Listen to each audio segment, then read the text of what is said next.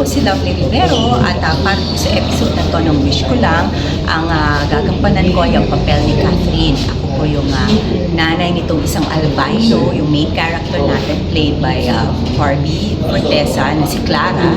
At naging albino nga siya, no? At meron siyang sakit sa puso nung baby siya. Kaya medyo may kailangan gawin ako bilang ina na magkakaroon ng twist sa buhay namin. Ano? Medyo magkakalayo kami. Okay, realization dun sa character ko. Na-realize ko na bilang ina, talagang gagawin mo pala talaga lahat. Para lang matulungan mo yung anak mo. Sasakripisyo mo yung sarili mong kaligayahan para lang sa kabutihan ng anak mo. Yun talaga yung buod ng pagiging ina. At saka kapag ka talagang anak ang pinag-usapan, you will not stop at anything para matulungan siya. So, yun po. And then also, yung bond talaga ng nanay at saka anak, parang forever talaga yan eh. Kasi kahit na nagkahiwalay yung dalawang characters na to, they still found each other. Pero kung paano po, dapat yung puyang panoorin. So, wish ko lang.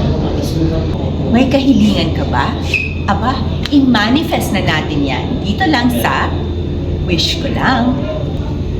Hello po, ito po si Lovely Rivero at iniimbitahan ko po kayong lahat na panoorin ang aming episode sa Wish Ko Lang. Ito na pong Sabado at 4 p.m. Huwag niyo pong kakalimutan.